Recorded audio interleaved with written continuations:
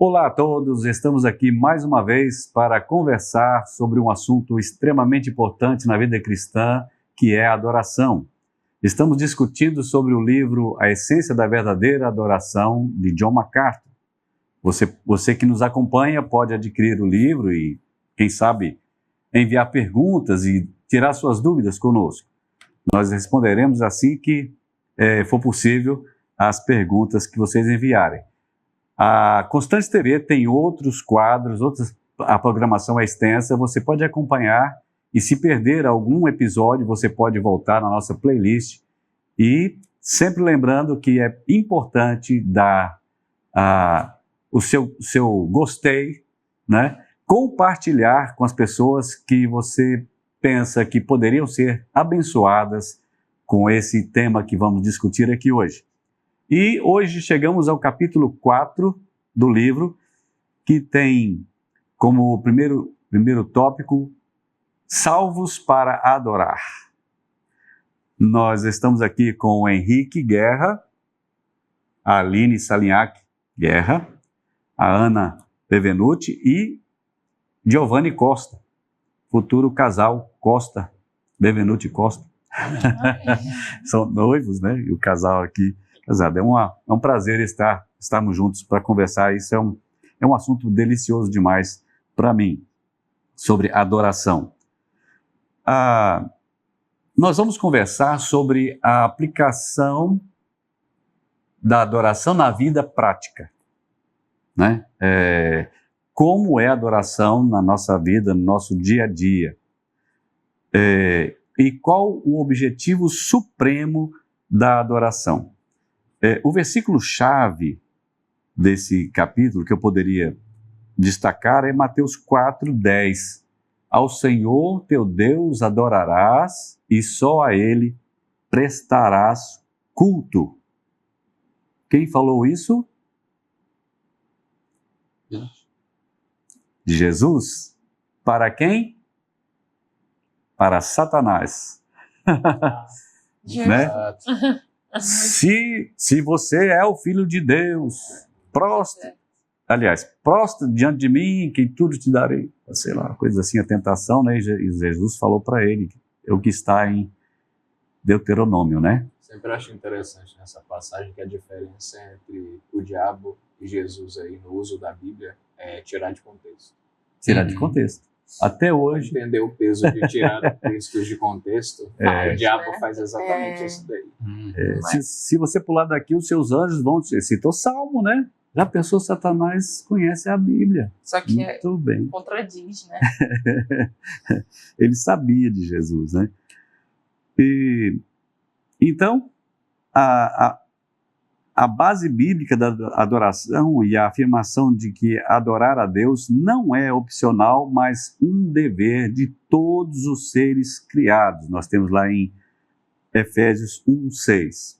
Então, Henrique, nós somos salvos para adorar. Como você vê essa colocação e como na prática nós resolvemos ou nós atendemos a essa objetivo da nossa salvação? Chamado. Uma das coisas que eu vejo muito sobre salvação é que o foco para a gente é sempre não ir para o inferno. Uhum. Mas a gente vê, né, no livro o autor escreve que o foco não é não ir para o inferno, ir para o céu. Isso é um bônus. O objetivo é salvo para adorar. Viver em função dessa adoração.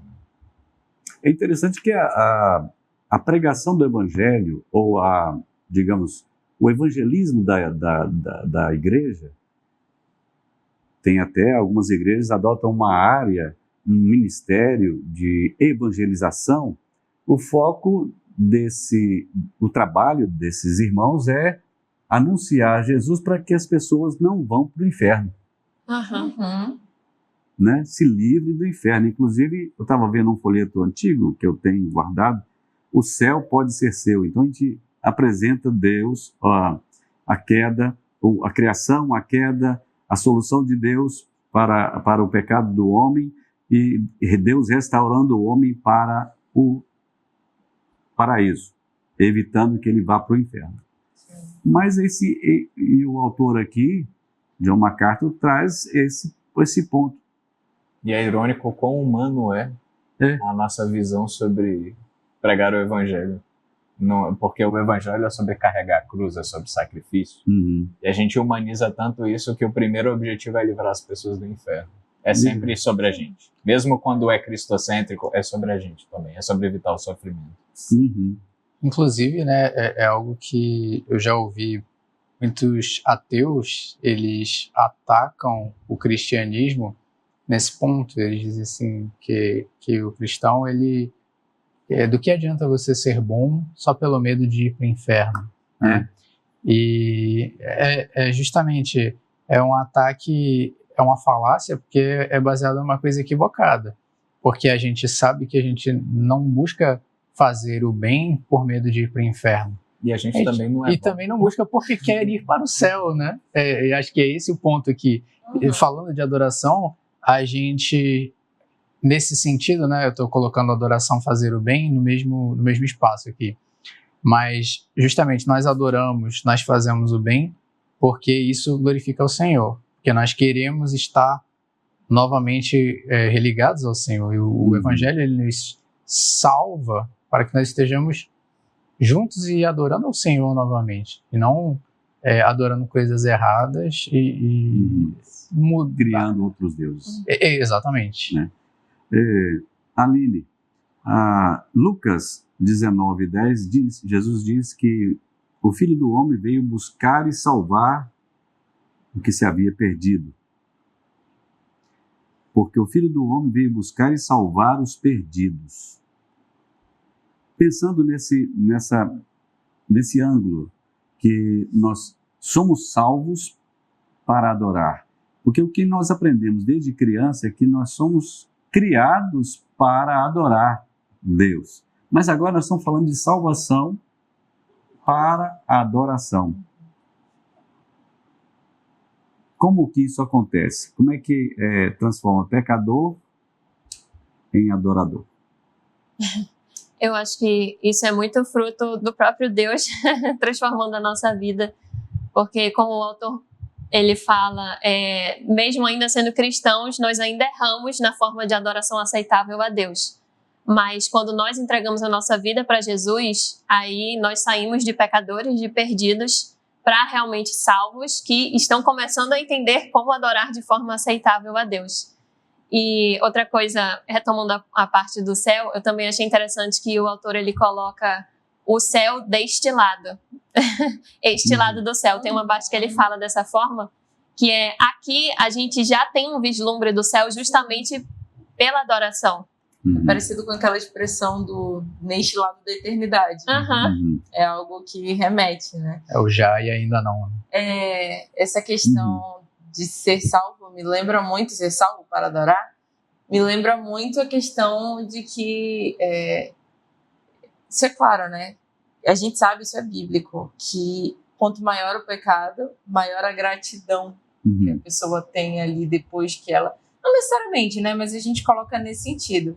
Uma pessoa que viveu uma vida em pecado, todos nós, né? Quando ela é salva por Cristo, tudo que ela faz é demonstrar uma gratidão absurda. Ama mais. Exatamente. Aquele que de fato tinha... Por isso que ele veio pelos pecadores, ele não veio pelos justos. Porque aquele que já é justo, já se tem como justo, não precisa. Não preciso de Deus para me salvar. Eu já sou de boa, entendeu? Mas aquele que de fato se entende como pecador, entrega a sua vida para Jesus sabendo que ele é o único que pode te salvar dessa sua situação, tem uma vida de completa gratidão. Eu não tem nada que eu possa fazer, verdadeiramente, né? Não tem nada que eu possa fazer para pagar pelo preço que Cristo pagou por mim. Então, o que eu posso fazer é entregar a minha vida, derramar completamente.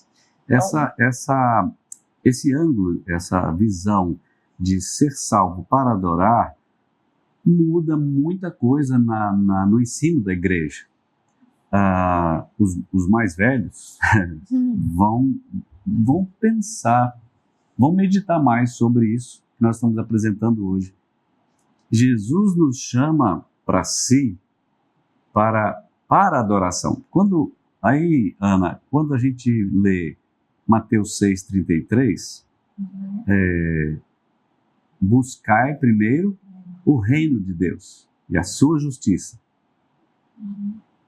É isso que temos que fazer. Como é que eu busco o reino de Deus em primeiro lugar?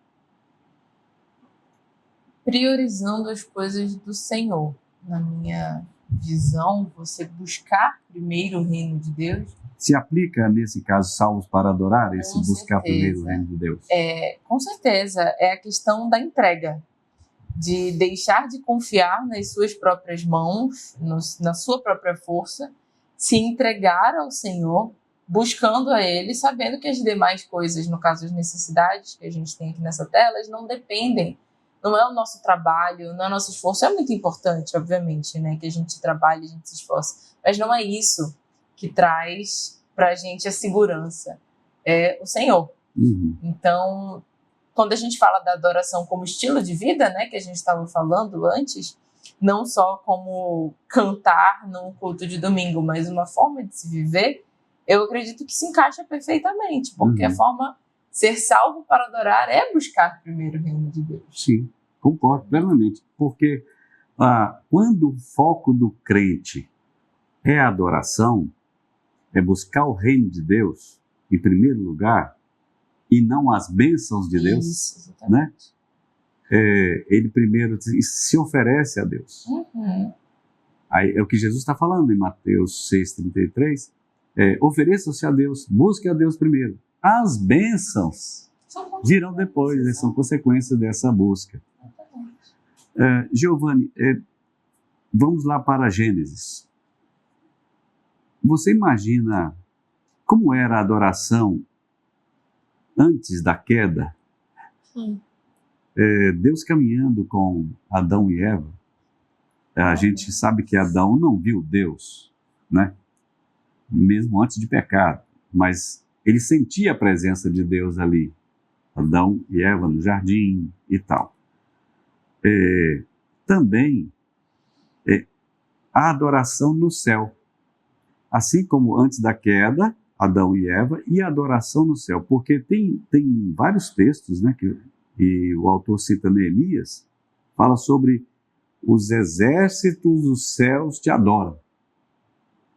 Então, fala um pouco para nós aí sobre tudo começou com adoração, na adoração, como era no princípio. A gente vê que Deus, ele cria o homem exatamente para, como coroa da criação, mas para cumprir esse propósito de ser aquele que tem... diferente dos animais, né? O homem ele tinha essa capacidade. A gente fala que ele podia escolher não pecar ou pecar quando ele estava ali no jardim. Da mesma forma, ele tinha a capacidade de chegar a Deus e adorar sem qualquer empecilho, sem qualquer limitação e sem estar sob a influência do pecado, como a gente tem hoje ainda, né? E acho que da mesma forma, quando a gente estiver lá na frente, quando a gente já estiver na glória, onde esse mundo que foi quebrado, ele foi consertado, e nós também, né, como seres criados, nós fomos consertados, a gente vai poder voltar a ter essa experiência de não estar mais sobre esse jugo do pecado. Claro que hoje nós, como cristãos, nós já somos salvos, mas nós sabemos que nós ainda podemos pecar, né? E estar nesse último estágio, que agora a gente vai estar glorificado quando a gente estiver com o Senhor, vai ser esse momento que a gente não vai mais ter nenhuma dessas preocupações que a gente tem hoje. A gente vai poder, eu acredito, focar nisso de forma completa, que é algo que hoje a gente ainda não consegue. É como a gente Paulo disse, busca, mas não tudo consegue. que a gente vê hoje é como sombra do que Como realmente sombra, será, exato. né?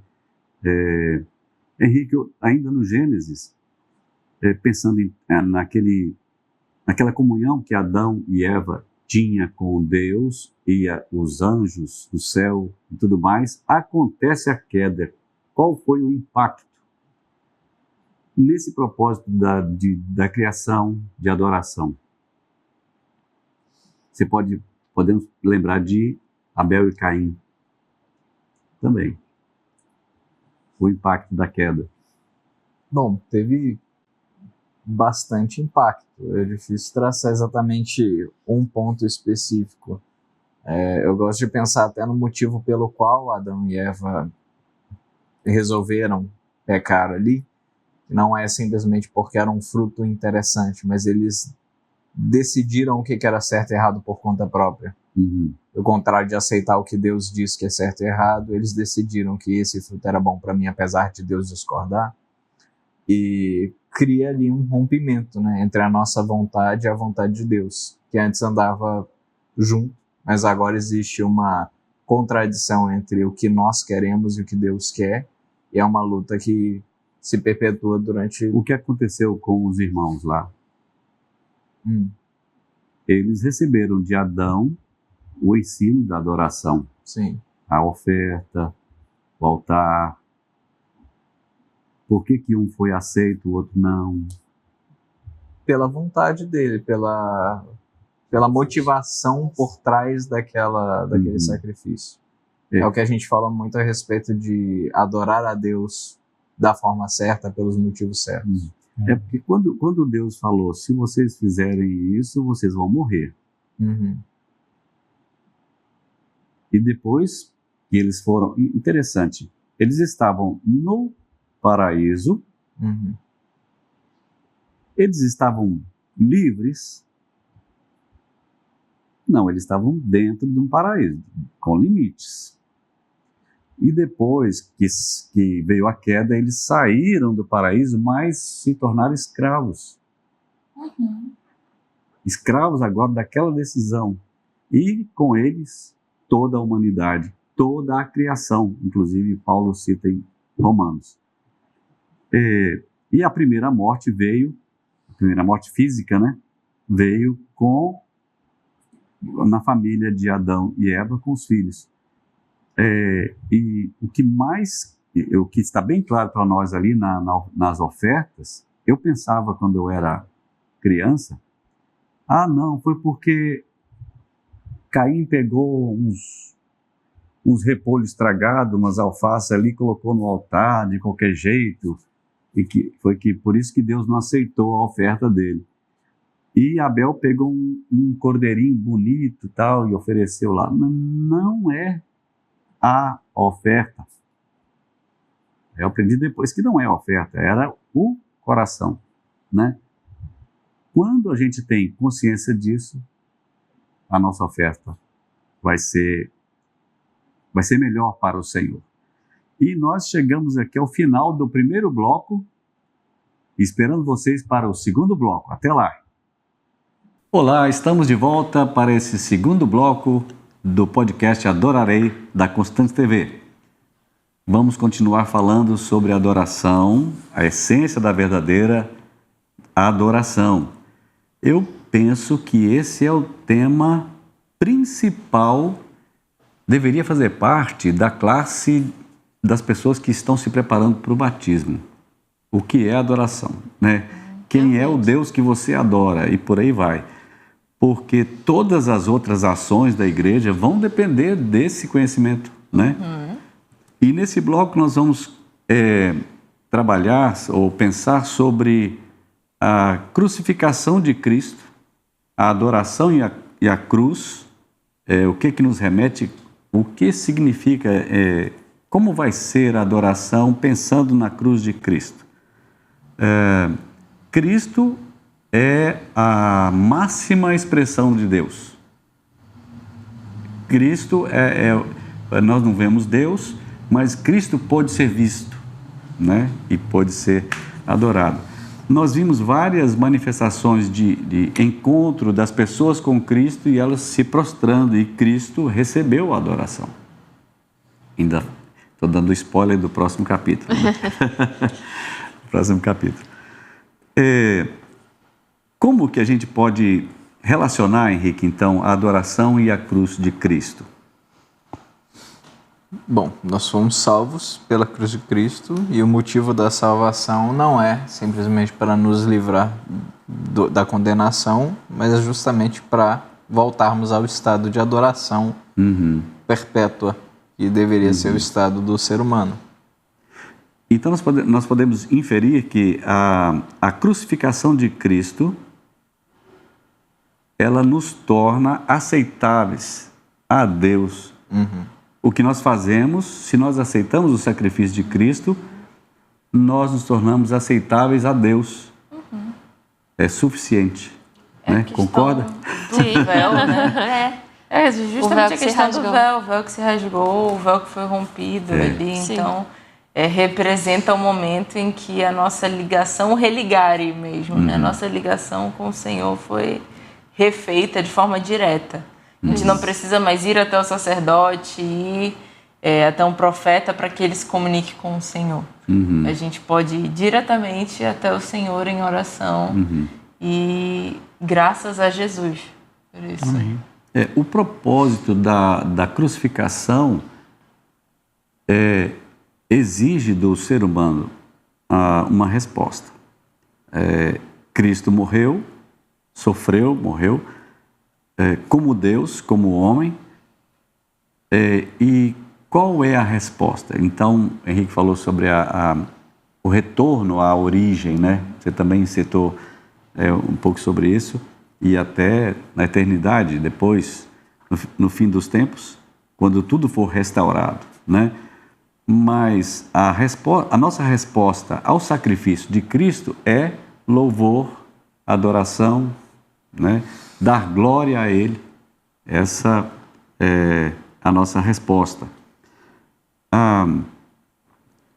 Analisando, olha só, vários textos da Bíblia nos trazem essa questão em mente, mas a gente raramente a gente presta muita atenção do que está escrito na palavra.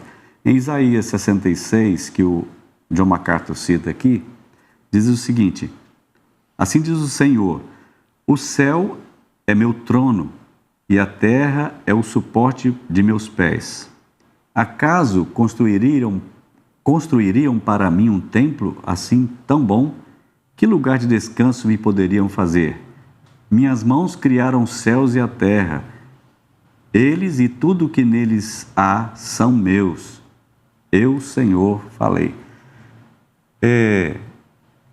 O que a gente percebe é Deus sempre chamando de volta a Ele, né?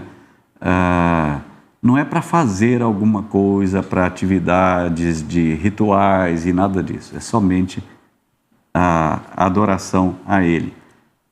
E, Aline, liga um pouco essa questão da crucificação com o processo de aceitação e até o Apocalipse. Quando tudo for restaurado, em poucas palavras. Em poucas palavras. Os próximos 3 blocos que caiba no você. Nossa, me deu até uma confusão mental.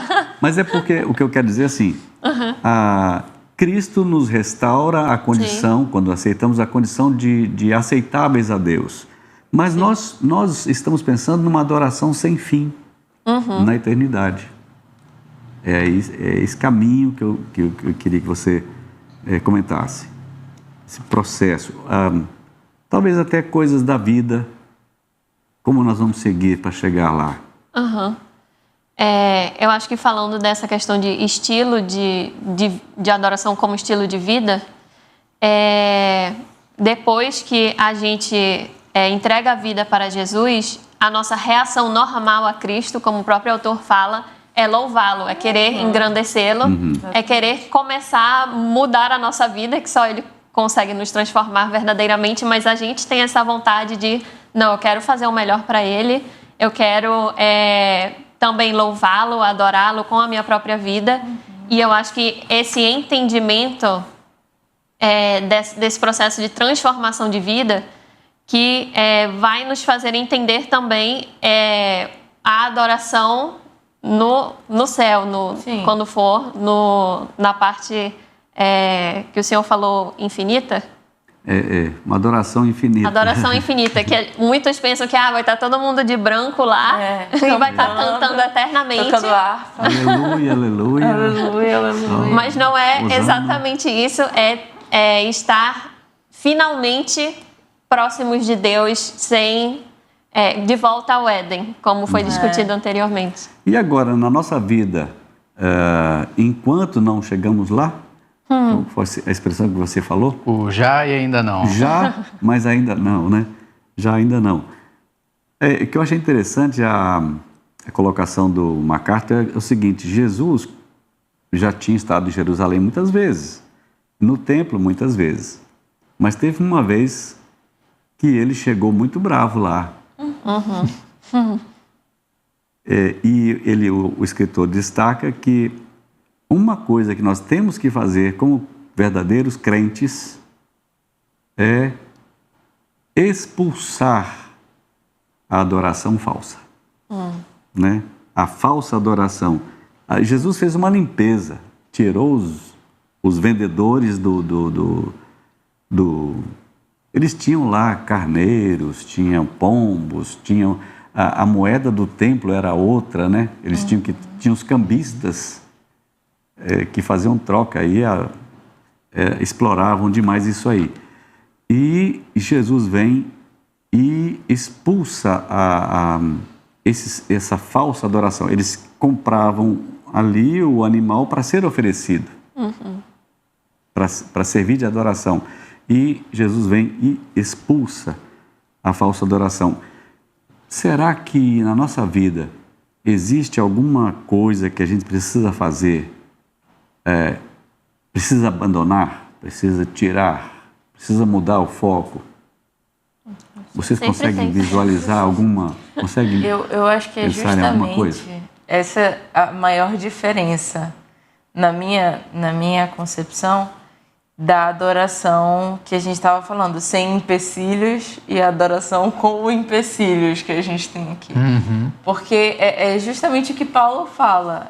O bem que eu quero eu não faço, o mal que eu não quero é esse que faço. Então, mesmo tentando fazer coisas para o Senhor, que glorifiquem e engrandeçam ao Senhor, parte disso ainda vai estar manchado com o nosso pecado.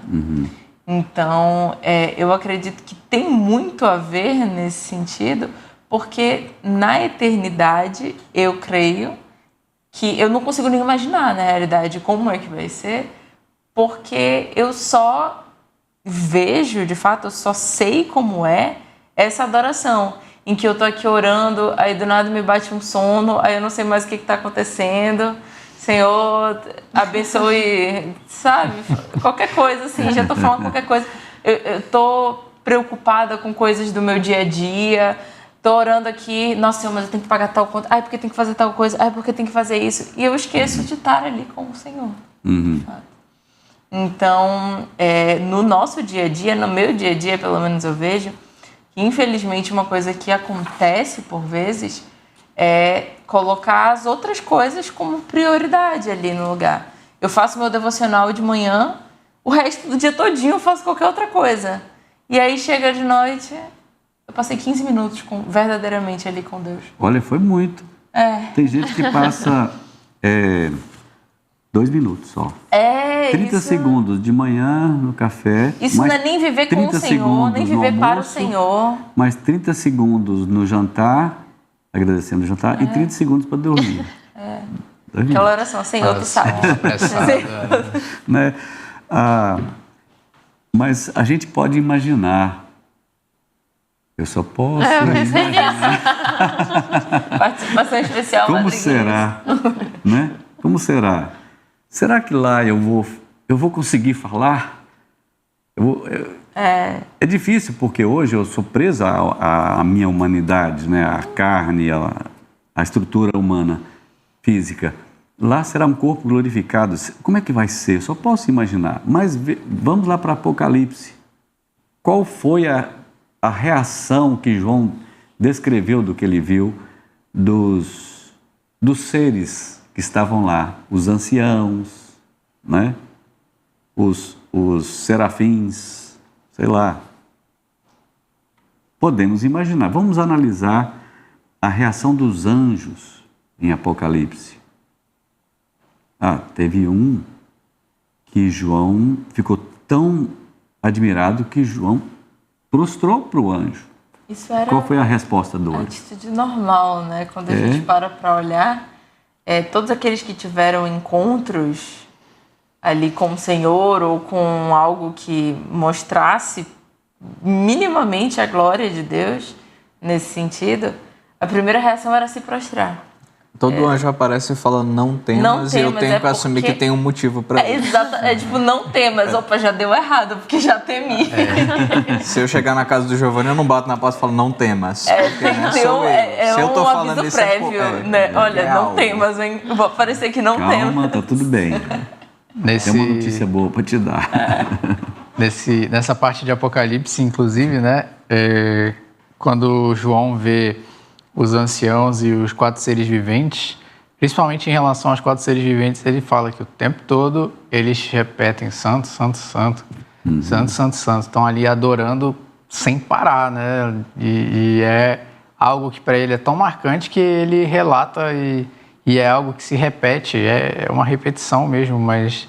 Não seria esse quadro, assim, a restauração final de adoração?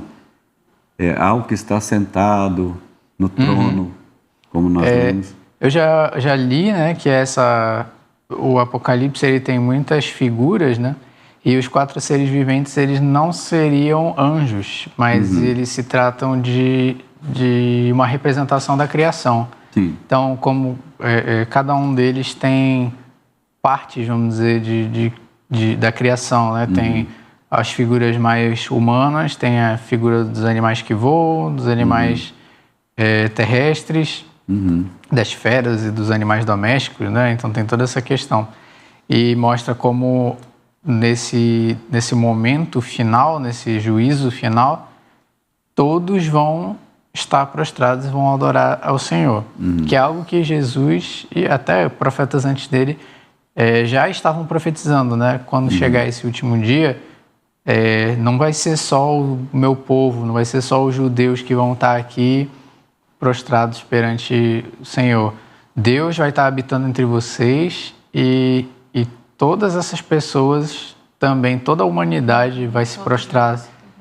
Todo joelho se dobrará. Todo mundo vai ter que reconhecer. É aquela coisa... não é mais algo que a gente tem que...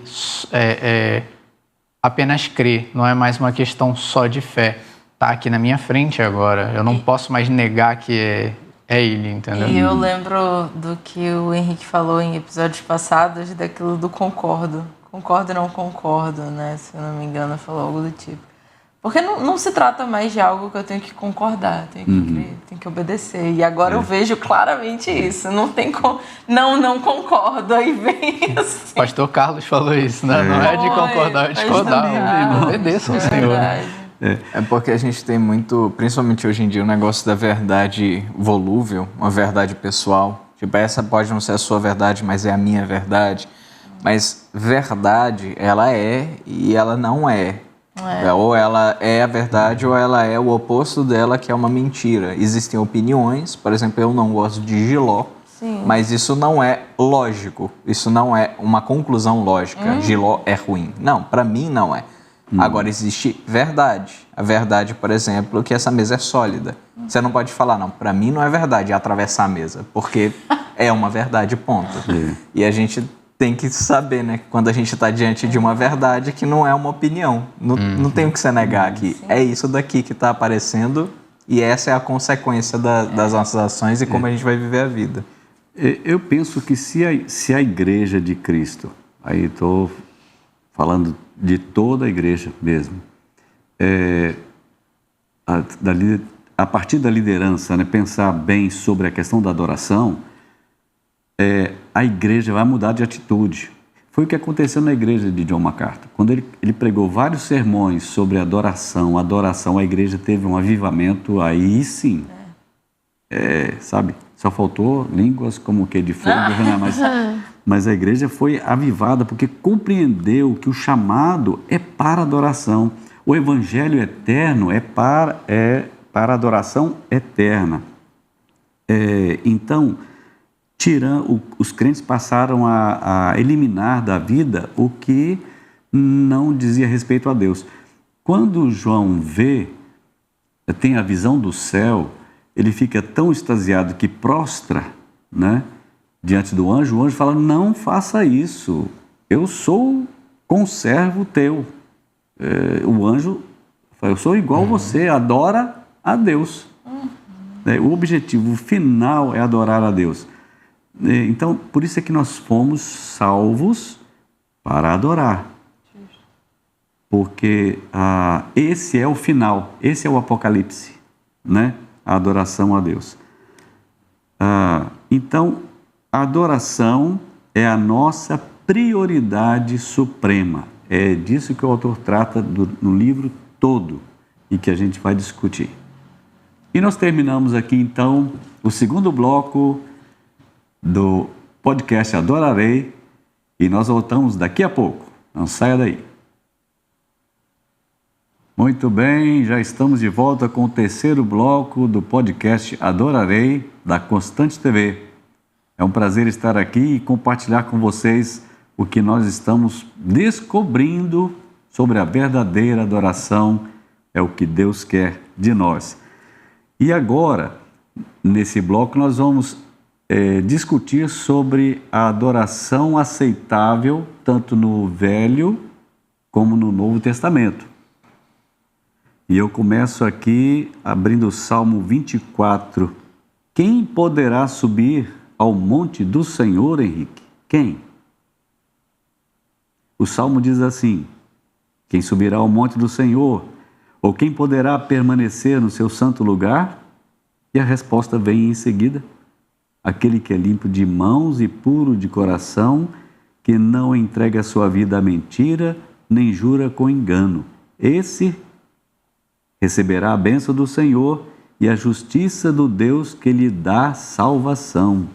Assim é a geração dos que buscam tua presença. Quem subirá ao monte do Senhor? E hoje? Davi está falando sobre o monte, sobre Jerusalém, que é no alto. E nós? Como nós podemos chegar diante de Deus?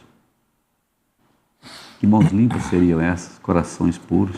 Bom, a má notícia é que para a gente é impossível chegar de mãos limpas o suficiente diante de Deus. A boa notícia é que não depende da gente, né?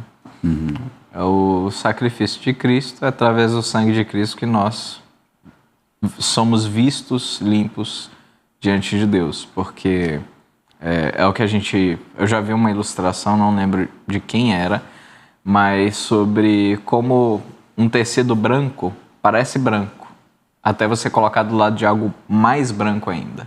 Então, até para nossa perspectiva humana, a gente pode, não, eu nunca fiz nada de errado, não roubei e tal, eu dou o meu dinheiro aos pobres, mas é que a gente está comparando a Deus. A gente está falando de presença de Deus, aquela mesma presença que fulminava as pessoas que chegavam perto indignamente, aquela mesma presença que matava aquele que tocasse na arca.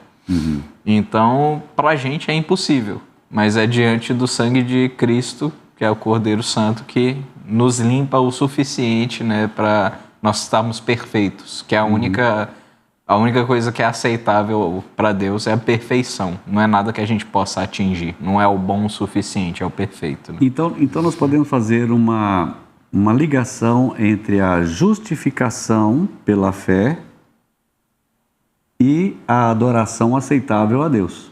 Sim, a gente não é salvo pelas obras, mas a gente dá frutos por causa da salvação. Uhum. E um desses frutos é essa adoração aceitável a Deus. Ninguém se torna um verdadeiro adorador, é o que o autor diz, né? Sem ser justificado. Sim. Né?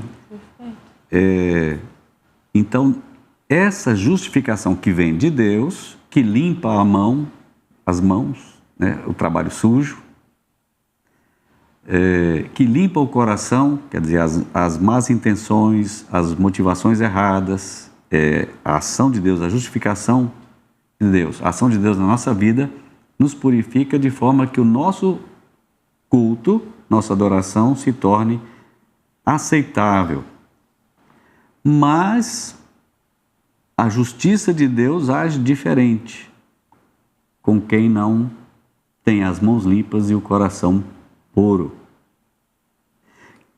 Aline, que tipo de luta o crente tem, enfrenta para manter uma adoração verdadeira? É a luta da carne contra o espírito. A gente fica nessa dualidade de o antigo eu com Jesus, com o novo, com o Espírito Santo que habita em nós. E aquela parte que a Ana falou no bloco anterior, cada vez que a gente entende mais a dimensão do quanto nós somos pecadores, mais nós vamos conseguir estar mais perto de Jesus, estar mais perto de Deus e conseguir cada vez mais estar mais perto dessa adoração aceitável. Ana, nós estamos nessa luta. Eu preciso chegar ao ponto de que minha adoração seja aceitável. O que Deus faz para transformar pagãos em adoradores? Deus purifica o nosso coração e a nossa mente. É a concepção que eu tenho de alguém que viveu uma vida claramente como alguém não cristão, que não veio de família cristã e que foi alcançada pelo Senhor. Então, na minha visão, foi realmente isso. Eu fui totalmente resgatada. Então, fui tirada à força, porque se fosse por vontade própria, eu não acredito que eu teria conseguido. Mas foi meio que ser tirado à força da realidade que eu vivia, porque o Senhor tinha algo melhor para mim. Estar ao lado dele. Posso fazer uma parte? Claro. A Constante TV tem um quadro interessante que ela fala, traz vários irmãos aqui que dão testemunho, o antes e o depois. Sim. Eu acho que seria bom você dar seu testemunho num desse quadro. O que aconteceu? Está convidada aí. O que aconteceu na sua vida? Porque você foi, até onde eu sei, foi realmente pegada e colocada dentro da igreja. Parando para pensar assim que atualmente eu já vejo alguns frutos, mas no momento em que eu fui convertida, eu era a única cristã na minha família inteira, de geração. Não tinha nenhum cristão evangélico na minha família. Você estava passando na rua ou navegando na internet? Eu tinha colegas que frequentavam, e aí durante o momento de pandemia comecei a conversar mais ali e passei por um momento de muita ansiedade, muita angústia, e precisava de alguma ajuda, alguma coisa, e realmente o Senhor ali foi me mostrando através da sua palavra. Eu nunca tinha aberto uma Bíblia na minha vida. Nunca tinha tocado assim. Eu era do tipo que dizia que se eu fosse entrar numa igreja ia pegar fogo. Era muito complicado. Era por isso que eu falo, é o Senhor, não tem como. E a partir do momento que assim, para mim foi um momento em que eu entendi que eu era tão pecadora que eu não conseguia viver com os meus próprios pecados. Eu olhava e ficava com nojo de tudo que eu tinha feito. Eu não conseguia mais continuar sequer pensando em fazer aquilo, porque eu tinha tanta angústia do que tinha acontecido, e foi num acampamento isso. E eu estava tão contristada, assim, quebrantada, chorando, que chegaram para mim falando, não, mas é isso. você tá arrependida. E falavam, não, porque eu falava, como é que eu vou chegar ao Senhor dessa forma? Eu já fiz tanta coisa. E falavam, não, mas é isso, você foi perdoada, você aceita o Senhor. Então ali foi onde eu dei minha profissão de fé, né? No caso, eu levantei minha mãozinha, aceitei a Cristo. E a partir de então, começou a ser normal eu querer tudo aquilo que não era aquilo que eu estava vivendo.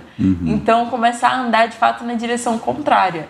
Eu não me sentia mais à vontade escutando certos tipos de música. Eu não me sentia à vontade andando em certos grupos. E o Senhor foi tirando tais coisas de minha vida. E você pela não sentiu falta mais disso? pela misericórdia dele foi algo tão tranquilo que eu simplesmente não sentia falta. Eu parei de usar de palavras de baixo escalão, eu parei de me vestir da forma que eu me vestia. E foi tudo tão natural que foi o agir do Senhor. Então o Senhor, ele transforma, realmente a transformação, a renovação da nossa mente. Eu lembro de quando você chegou e acompanho de longe os membros da igreja, né? Claro. Não com tanto detalhe, mas posso dizer que você cresceu bastante. Glória a Deus. Cresceu. Você então foi uma dessas que foi transformada de pagão em verdadeiro adorador. Sim. Então, o processo de transformação de falsos adoradores em verdadeiros adoradores, porque foram salvos, né? Você não foi salva por medo do inferno ou por outro motivo. Você foi salva para adorar a Deus, para chegar diante de Deus no Monte Santo do Senhor, né? Na presença de Deus, com o coração limpo, purificado por Jesus Cristo, pelo sacrifício de Jesus Cristo. Eu acho que a diferença nesse sentido é a necessidade que a gente sente de estar ao lado do Senhor.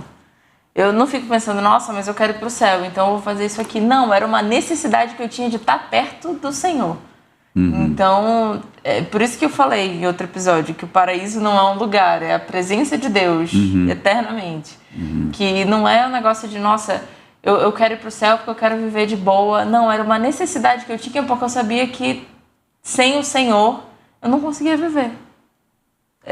Para mim é a verdadeira adoração nesse sentido, você entender isso e buscar estar ao lado do Senhor. Agora, eu digo para você que é uma crente nova. Tem muitos crentes velhos que têm um pecadinho de estimação. Não conseguiram ainda abandonar alguns deusezinhos criados, né? Velhos hábitos. Então, Deus precisa resgatar essas pessoas, transformar completamente. Porque quem se recusa, estou lendo aqui o que o autor diz, quem se recusa a abandonar os falsos deuses ou a se desviar de seus pecados, não começou realmente a compreender a verdade do Evangelho. Este, que ainda guarda uns pecadinhos de estimação, ainda não é um verdadeiro adorador. Infelizmente, se o irmão que está ouvindo a gente agora, a irmã, se encontra numa situação dessa, clame ao Senhor libertação de qualquer coisa, porque é terrível coisa imaginar. Você está diante de Deus e hoje não morre porque colocou o fogo estranho no altar, hoje não morre porque tocou na arca, ou porque entrou no Santo dos Santos que não podia, como era no Velho Testamento. Mas só de pensar do distanciamento de Deus que a gente tem por ficar preso a coisas que nos impedem de aproximar de Deus, né? Como pecado, como alguma coisa que ainda é guardada. Então, nós vamos caminhando para o final já desse terceiro bloco de hoje, pensando assim, a marca do verdadeiro cristão está na verdadeira adoração. Não pode, não tem como desvincular. Aquele que é justificado, aquele que é realmente lavado no sangue de Jesus, ele vai adorar com sinceridade e como diz a Escritura, como orienta as Escrituras. Giovanni, vamos falar um pouco sobre a responsabilidade nossa, a responsabilidade pessoal do crente em ser um verdadeiro adorador. Você adora a Deus? Eu busco adorar a Deus, sim. Com certeza. Isso é um estilo de vida para você? Sim. É para você? Com certeza. Sim. Perguntamos para quem está nos ouvindo. Você é um verdadeiro adorador? Adoração é um estilo de vida para você? Adoração é a marca da sua vida, da sua caminhada com Deus? É importante, porque o apelo das Escrituras para nós, o apelo de Deus para nós é que sejamos verdadeiros adoradores. Muitas coisas sugerem adoração, mas Deus ordena que nós sejamos verdadeiros adoradores. Né? Um resumo geral aqui, uma fala geral de vocês para o nosso episódio de hoje. A Aline respirou, vai falar. Eu acho que uma fala final é que todo cristão é um verdadeiro adorador, aquele que adora em espírito e em verdade, e muitos pensam que a marca de um cristão é o amor, mas na verdade a nossa marca é a adoração. Isso aí. A adoração a Deus. Amém. É isso aí. O autor fecha esse capítulo realmente falando sobre isso.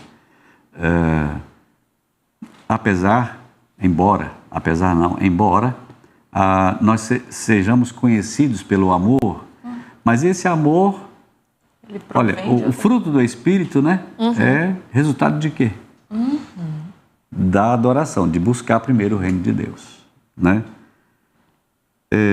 Então, eu encorajo aos nossos ouvintes a avaliar a sua vida, avaliar a sua adoração, como você tem se apresentado diante de Deus, com o coração puro, com as mãos puras, purificadas por Jesus. Avalie a sua própria adoração, porque a adoração é o propósito final, é a marca do crente. Então, essa temática vai ser o nosso norte. A adoração é a prioridade suprema do crente. E nós aguardamos vocês no próximo episódio. Não esqueça de compartilhar, de deixar o seu gostei, e estaremos aqui para responder a sua pergunta.